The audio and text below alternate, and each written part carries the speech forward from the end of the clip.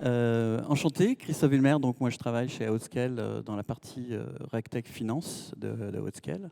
Et on est... Et moi-même, Mickaël Priem, je suis responsable de l'ensemble des activités RegTech pour l'asset management chez Outscale. Cette activité provient à l'origine de l'acquisition d'expertise métier d'une start-up française que je dirigeais. Et c'est devenu un enjeu stratégique pour Dassault Systèmes de se renforcer dans les métiers de la finance. Et comme vous allez le voir, de profiter des expertises historiques de Dassault Systèmes sur le Product Lifecycle Management dans l'industrie, de le porter dans la finance. Et bien sûr dans le domaine de l'intelligence artificielle, sujet qui nous intéresse particulièrement aujourd'hui. Donc on va parler évidemment de l'IA dans la finance et beaucoup d'IA, contrairement à... Enfin, comme on a pu beaucoup l'entendre, on parle de l'IA un peu comme une boîte magique. Ici, on va essayer de vous ouvrir un peu la boîte pour vous expliquer chez Outscale comment on utilise l'IA réellement pour les besoins de nos produits finance. Donc ça va se faire en deux parties. Une partie qui va être avec des use cases autour de l'extraction de data, et principalement sur les prospectus. Et une deuxième partie qui va être les agents GenAI et tous les usages qu'on peut avoir, nous, de l'agent GenAI à travers notre produit pour les systèmes. Alors il y a aussi une troisième partie qu'on ne vous présentera pas parce qu'on considère maintenant que c'est un peu devenu une commodité. C'est tout ce qui est l'IA sur la réconciliation, la synchronisation, la normalisation de différents flux de données. Mais on utilise également, on a décidé vraiment de se concentrer sur ce qui fait le buzz, comme le titre l'indique, donc le parsing et la GenAI.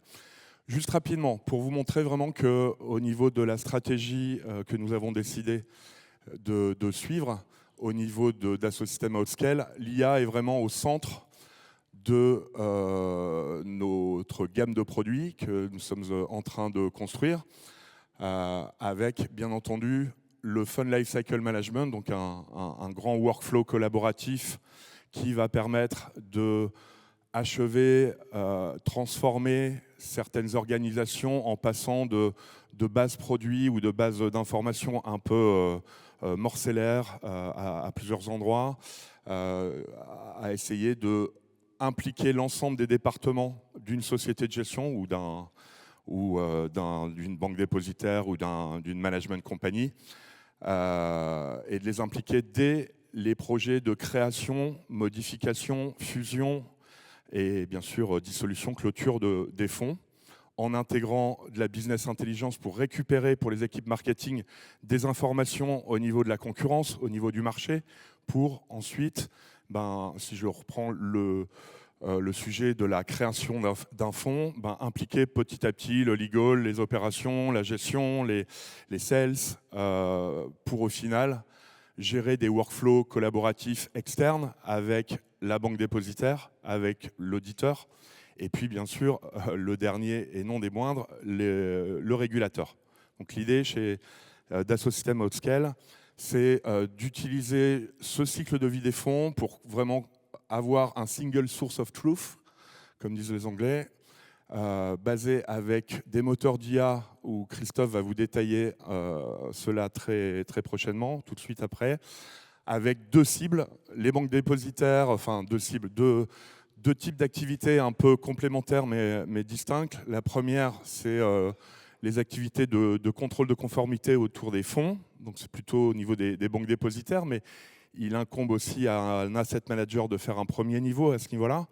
Des management companies qui le proposent de le faire pour leurs clients asset managers, avec ce que tout le monde connaît, l'investment compliance, calculer les ratios réglementaires statutaires des fonds, mais il y a tout un tas d'autres processus complètement connexes, la certification des actifs, vous voyez, je vais pas redire tout ce qui est marqué sur ce slide, et d'autre part, une offre qui est beaucoup plus axée pour les asset managers et les asset serviceurs, qui est une fois qu'on a cette source centrale, unique et golden copy des données, de pouvoir facilement produire l'ensemble des reportings réglementaires Autour des fonds, vous voyez une partie des rapports réglementaires sur lesquels nous travaillons d'ores et déjà. Donc on va rentrer un peu dans le cœur du sujet. Déjà, on va, en petit préambule, parler de l'IA. Alors l'IA, il y a intelligence artificielle.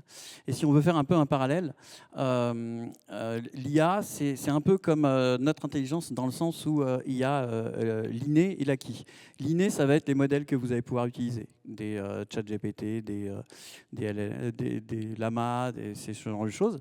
Et après, il y a l'acquis. Et l'acquis, c'est là où rentre tout l'intérêt des équipes qu'on a. Nous, on a une équipe de data scientists d'une quinzaine de personnes qui font aussi de la recherche en IA.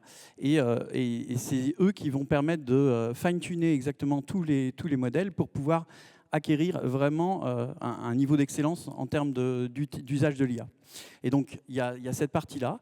Et donc là, on va partir sur l'extraction de data. Alors, l'extraction de data, dans nos deux produits, elles sont utiles. Le premier, pour Fund Regulatory Information, ça va être l'extraction de toutes les informations data qui vont pouvoir permettre d'alimenter des bases de données, par exemple. Et dans Fund Compliance, c'est l'extraction des règles d'investissement qui permet de construire des plans de contrôle directement avec nos systèmes. On a essayé de représenter un peu comme ça pour imaginer un peu le système. Une IA, c'est quoi? L'IA, imaginons que nous, êtres humains, on voit une personne à 500 mètres, un peu dans le flou, et puis on veut savoir quelle est la couleur de ses yeux. Il va y avoir plusieurs étapes qu'on va faire naturellement, sans vraiment le comprendre, mais qu'il a fallu analyser pour pouvoir permettre à l'IA de l'effectuer. Et là, typiquement, la première des tâches, elle va être... on arrive avec un flou qui va être un document type image et on va lui passer un OCR. Et un OCR, il va vous permettre de récupérer tout ce qu'il y a à l'intérieur et de comprendre les phrases, d'analyser les phrases. Et la deuxième partie, ça va être la détection des sections qu'on voit là-haut. Moi, en tant qu'humain, si je veux connaître la couleur des yeux d'une personne, il va falloir que je détermine où est la tête. C'est tout bête, hein, où sont les yeux, avant de pouvoir déterminer la couleur. Donc nous, ça va être l'équivalent d'une détection de section dans l'extraction de données.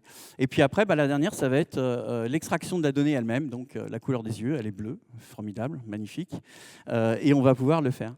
Là, ici, il y a beaucoup de chiffres, mais vous voyez ce que je vous parlais tout à l'heure de l'inné et l'acquis, c'est que dans les chiffres que vous voyez là-haut, les F-scores, en haut et en bas, sur les extractions, évidemment, on ne fait pas de l'IA sans évaluer notre IA au fur et à mesure et en permanence pour savoir quelle est sa pertinence. Si les modèles qu'on utilise sont meilleurs les uns que les autres, donc on va benchmarker tous les modèles pour avoir celui qui nous est le plus proche de ce dont on a besoin. Et on voit qu'on utilise différents modèles en fonction des différents besoins qu'on a. Et vous voyez dans le F-score, à gauche, tout en haut, le F, il est à 49% pour la détection des sections. Donc ça, c'est avec le modèle brut. Vous prenez le modèle. Donc vous prenez l'inné, il est à 49%. Et après un travail qui est un travail assez fastidieux, mais qui est obligatoire, d'entraînement de l'IA avec nos équipes, on est sur du 96%. Et là, 96%, ça commence à devenir extrêmement important, même primordial, sachant que le 100% n'existera jamais. Sur l'IA, ça n'existe pas. Déjà, l'humain ne sait pas le faire. Le nombre de coquilles qu'il peut y avoir dans les documents, on le voit bien. Donc l'IA ne saura pas le faire mieux.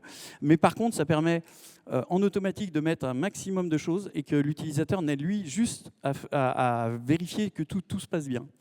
Donc on va avoir ce type d'extraction. Voilà un peu comment marche l'extraction de données au niveau des systèmes. Et on va passer à l'usage qu'on peut en avoir. Oui, merci Christophe. Tu peux par exemple aussi donner un petit KPI là, qui date d'il y a 2 semaines? Oui, c'est vrai. Non, même la semaine dernière. Typiquement, la semaine dernière, avec notre partenaire BNP, on était sur l'extraction de règles d'investissement dans un prospectus. Et on en a fait, je crois qu'on en était à 40 ou 50 prospectus qu'on passait et qui nous amenaient et qu'on parsait directement. Dont un qui nous a assez épaté parce que malgré tout, ce n'est pas la norme, mais ça arrive et beaucoup plus souvent. C'est qu'ils nous ont amené un prospectus allemand. On aime nos Allemands, mais ils sont très très gourmands, avec énormément de compartiments. Et un prospectus en anglais, il y avait 600 pages de prospectus. Le prospectus faisait 600 pages. Et la détection de section s'est faite en un quart d'heure avec l'IA. Et ils l'ont vérifié. Et ils l'ont vérifié, ils ont mis un quart d'heure pour le vérifier, parce que ça va assez vite. Les sections, on a un outil qui nous permet de voir exactement le prospectus en PDF, et puis avoir les sections à droite, donc on vérifie tout de suite, 0 erreur. On était déjà assez épatés. Puis après, l'extraction des règles d'investissement, parce que une section, c'est quoi? Une section, il va y avoir le KID, il va y avoir le prospectus, il va y avoir les annexes SFDR, mais il va y avoir les fonds, les sous-fonds, les share classes. Donc tout ça doit être bien focusé pour que quand vous faites vous extrayez une règle d'investissement, elle va être pour un sous-fonds et pas pour l'autre, par exemple. Et il va falloir vraiment pouvoir assimiler exactement les règles aux bons endroits. Donc on a fait les extractions de règles et au bout de 2 heures, parce qu'il a quand même fallu 2 heures sur un prospectus de 600 pages, et ils ont tout vérifié, voir s'il n'y avait pas des règles qui étaient oubliées, voir si les règles étaient bonnes et ce genre de choses. Et il s'est avéré que tout était bon, et ils l'ont fait en 2 heures surtout. Ils ont peut-être eu 1 ou 2 modifications à faire, hein. C'est tout l'intérêt de ce genre de système. Mais ils nous ont expliqué qu'un document comme ça, qu'ils ont vu en 2 heures, habituellement, ils le faisaient en 5 jours, par exemple. Donc on voit tout de suite l'intérêt, c'est-à-dire qu'il va y avoir beaucoup plus de prospectus qui vont pouvoir être vus. Mais par contre, l'IA n'est pas un système qui va vous permettre, clé en main, je passe le prospectus, j'ai les résultats, je l'envoie, super. Non, il y a toujours l'étape vérification qui est obligatoire à chaque partie, au moment des sections, déjà, s'assurer que les sections sont bonnes, et ainsi de suite. Et ça, l'humain ne sera jamais remplacé. Il est absolument essentiel, ne serait-ce que pour une question de responsabilité. Parce que c'est comme avec votre voiture autonome, hein, le jour où elle a un accident parce que c'est l'IA, on va vous dire oui, c'est l'IA, mais c'est vous, parce que c'est votre voiture. Donc c'est pareil, c'est le même principe. Et cette vérification, elle est d'autant plus importante qu'elle permet, en cas d'erreur, de corriger grâce à une interface utilisateur. L'annotation tool, merci, il ne me venait plus en tête, merci Christophe, et de permettre de continuer d'entraîner l'IA. Donc une fois qu'on détecte l'erreur de section ou d'extraction de la règle d'investissement, ce fonds n'investira pas plus de X% dans blablabla, type de règle, eh bien si jamais il s'est trompé ou qu'il l'a mal ou pas détecté, on va pouvoir, grâce à l'annotation tool, le corriger, ce qui va permettre de continuer d'entraîner cette IA. Alors voilà quelques applications qu'on a d'ores et déjà, sur lesquelles on a déjà travaillé avec des clients ou des prospects. L'idée, c'est toujours de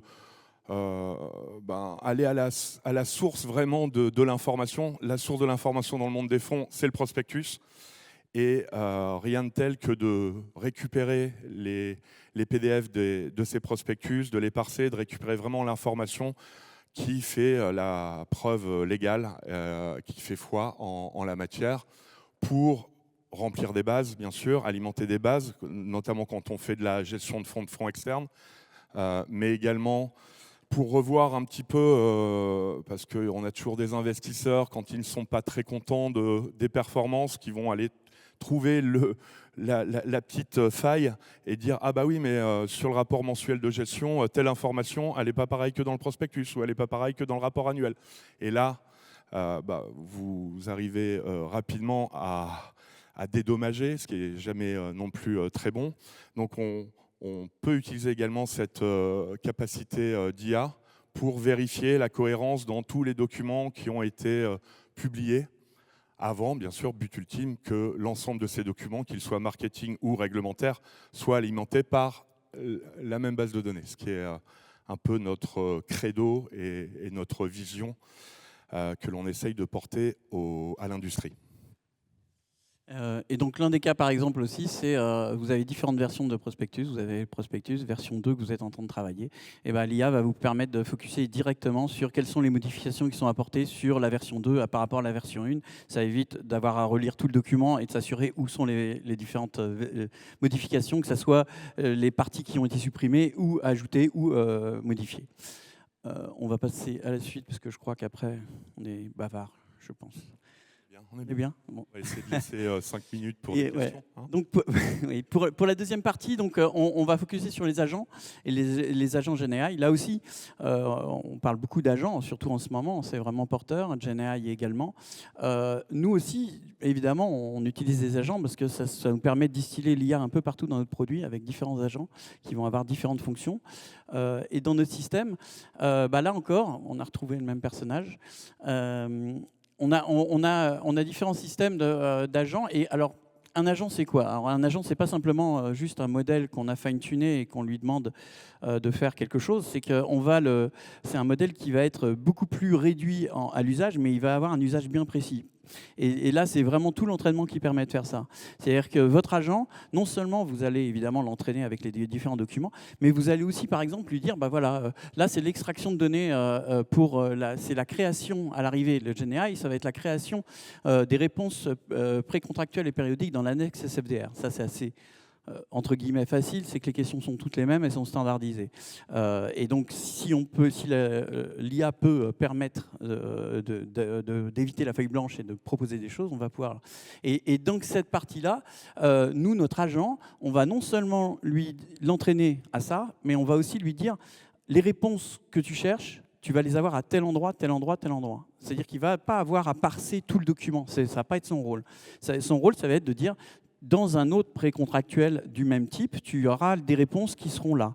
Dans le prospectus, tu vas avoir aussi des réponses là. Et de toutes ces réponses qui sont bien focusées, tu me fais une réponse qui soit cohérente par rapport à la question que je te pose. Et donc, ça nous permet ainsi d'avoir quelque chose qui nous permet d'avoir un mini-agent. Cet agent, on ne va pas pouvoir l'utiliser pour l'extraction de caractéristiques d'un prospectus complet, parce qu'il ne sera pas fait pour ça. Mais il est vraiment fait juste cette partie-là. Il a l'avantage d'être petit donc à l'usage, donc moins chronophage, beaucoup plus rapide, et il est extrêmement plus précis que si c'était un agent généraliste. Donc ça va être le premier cas de figure. Là, bon, on vous a remis plein de chiffres, hein, mais c'est chiffres réels, ou toujours dans la partie fine-tuning. Voilà, on est sur des... Alors, pour tout ce qui est GenAI, on parle de rouge score et de bleu score. Bleu score, c'est quelle est la pertinence des données qu'on a utilisées. Rouge score, c'est quelle est la pertinence des informations qu'on délivre dans le GenAI, à peu près. Donc, vous voyez, les pourcentages sont quand même assez significatifs parce que en bleu score, par exemple, sur les usages pour le Llama 3, par exemple, on est à 10% au départ. Donc, pour l'amener à 88%, il a fallu pas mal travailler. Mais ça, c'est encore des chiffres ponctuels, hein, c'est-à-dire que ça évolue tout le temps. Et on est en permanence en train de faire évoluer nos modèles, d'aller chercher de nouveaux modèles et ce genre de choses. Donc ça, c'est le premier cas d'usage qui va être tout ce qui est les réponses précontractuelles et périodiques dans l'annexe SFDR. Le deuxième cas d'usage aussi, toujours dans la partie annexe SFDR, ça va être le website disclosure. Là également, on va lui permettre, on va dire à notre agent, va chercher les informations évidemment dans le prospectus et dans d'autres website disclosure du même type de ces fonds pour proposer un website disclosure automatique.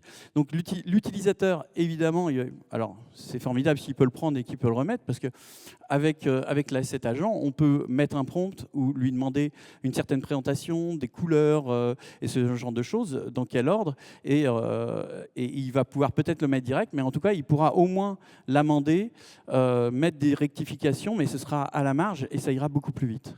Et le troisième cas de figure qu'on a, c'est la génération de contenu prospectus. Typiquement, son prospectus, il est dans un univers d'investissement, il est dans un pays, il est dans le chose. On a déjà toute une base de prospectus sur laquelle on entraîne notre IA. Et on va lui permettre de créer des informations à l'intérieur de ce prospectus. L'avantage aussi de l'IA, c'est que quand vous allez lui demander de vous créer un contenu, il va vous envoyer un contenu, super. Il y a tellement de modifications à faire, le plus simple des fois, c'est de le relancer. Et il vous en refait un autre, différent. Il ne vous remettra jamais le même. Donc l'idée, c'est de le relancer jusqu'à ce qu'on ait quelque chose au plus proche de ce qu'on veut pour avoir le minimum de modifications à faire.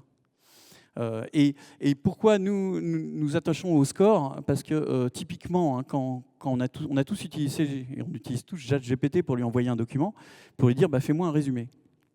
Super. Il fait un résumé en plus qui est assez propre. Hein. Enfin, c'est quand même joliment écrit. Super. Mais qui fait à côté le résumé pour vérifier s'il n'a pas oublié des données ou s'il n'y a pas des données importantes qu'il a mis ou est-ce qu'il n'a pas halluciné, ce qui arrive aussi. personne ne le fait parce que sinon on ne lui demanderait pas de le faire, hein, sinon ce serait de la perte de temps. Nous, on est obligé de faire ça. On est obligé de faire ça et de revérifier tous les résultats pour justement afficher des scores et s'assurer que nos agents IA, notre IA, est à la hauteur de ce dont on lui demande. Donc vous l'avez bien compris, nous, au niveau de la GenAI, l'idée, ce n'est pas d'utiliser des bases qui sont généralistes, mais vraiment extrêmement focusées, désolé pour le franglais, j'aime pas, mais sur un type d'application, un type de document et d'utilisation. Bien sûr, l'intérêt aussi d'être chez Dassault Systèmes Outscale, c'est qu'on est dans un environnement, on utilise Mistral, donc des technologies européennes qui ont été entraînées et éprouvées avec des langues européennes et pas de l'anglais ou du chinois traduit ensuite en français, par exemple. Et deuxièmement, on est dans un environnement Secnum Cloud où les données de nos clients ne sont pas soumises potentiellement aux lois extraterritoriales et où certains gouvernements peuvent avoir accès sans même que vous en ayez l'information.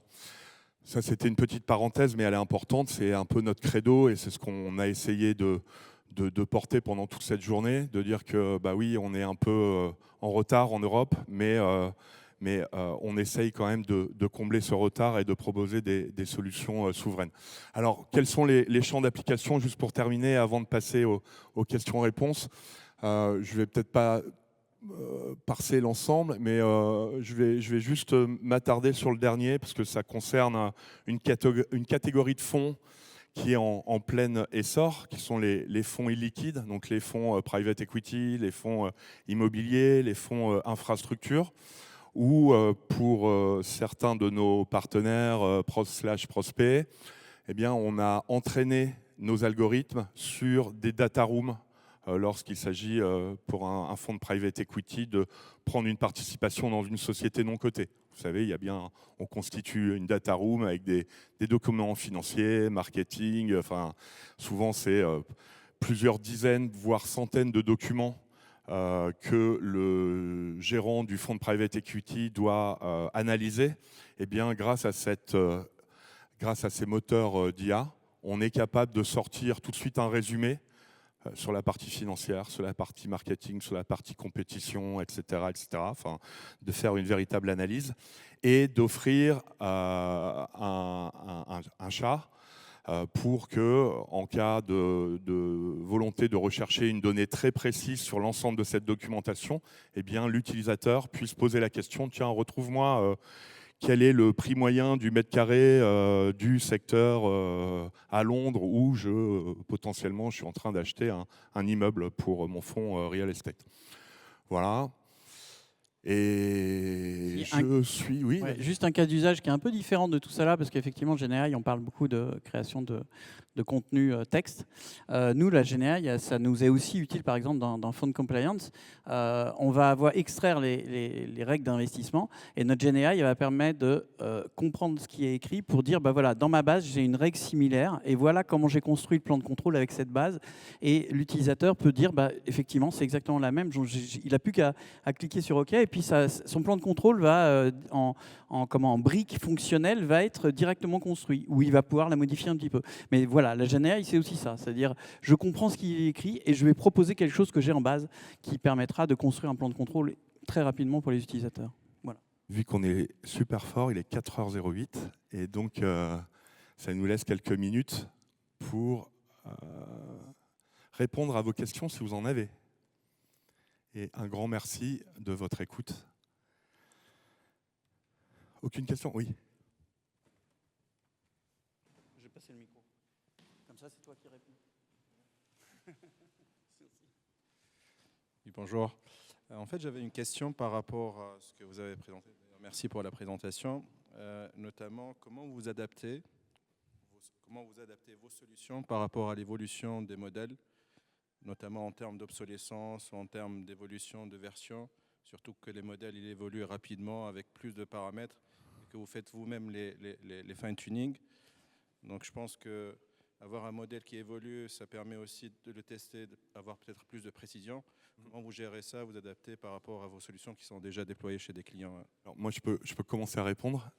D'une part, on a peut-être oublié aussi de le repréciser, mais donc on travaille main dans la main avec un partenaire qui est Mistral AI, qui fait évoluer ses propres algorithmes. Et à chaque fois, tu peux revenir en arrière, mais bien en arrière, le premier, le slide 3.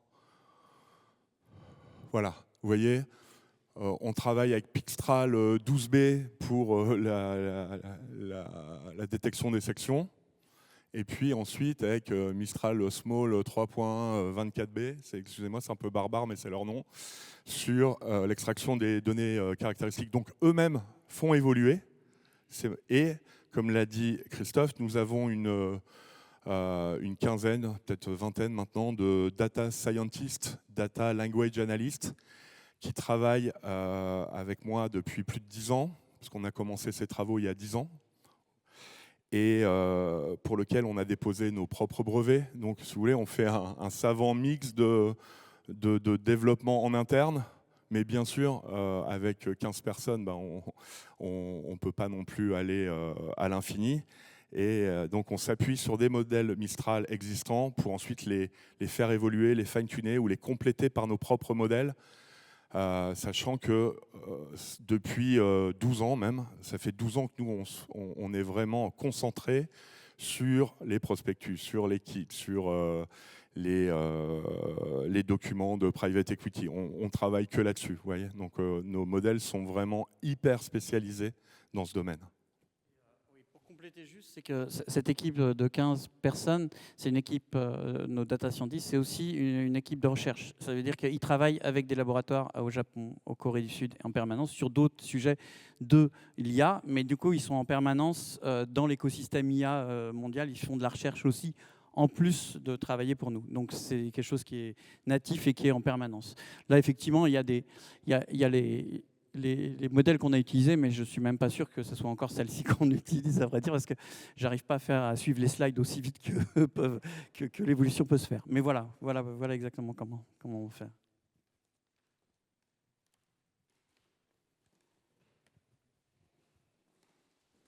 J'avais une question sur la connexion entre justement les documents de souscription et la gestion de portefeuille pour pouvoir en fait avoir les alertes afférentes, parce que c'est bien d'avoir les limites, c'est ce que votre outil met en place, mais ensuite que l'utilisateur final attend, c'est les alertes. Est-ce que vous avez un retour d'expérience par rapport à ces besoins clients? Fund Compliance, c'est exactement ce produit-là. C'est-à-dire que là, c'est vraiment juste la partie d'extraction de données IA qu'on vous présente. Mais évidemment, derrière, on a toute la partie breach analysis qui va permettre effectivement de mettre en alerte dès qu'il y a des dépassements qui se font sur les limites du plan de contrôle, et avec un système d'analyse actif-passif, par exemple des breaches, pour tout un scénario qui se développe et où on peut avoir une explication précise de si ce breach est actif, pourquoi, à quel moment, quelle est l'intervention qui a été faite qui nous fait dire qu'il est actif, ou s'il est passif. Au départ, il était actif parce qu'il y a eu un achat qui a été fait, mais après différentes analyses de souscription, de rédemption, de changement de catégorie, plein de choses qui vont faire qu'il devient passif. Variation de cours et ce genre de choses, effectivement. Et donc, du coup, la gestion, elle n'est pas la même quand c'est du passif actif. Mais oui, il y a tout. C'est vraiment Fund Compliance, c'est ça. C'est vraiment l'outil. Ça, c'est la partie qui nous permet d'intégrer les données. Ouais. Exactement, de faire le setup. Mais après, il y a effectivement toute cette autre partie où l'IA intervient moins, parce que c'est le système qui le fait. Mais voilà. Très bien. S'il n'y a plus de questions, je tiens à vous remercier pour votre écoute. Merci beaucoup à tous. Merci. On se tient à votre entière disposition. Merci.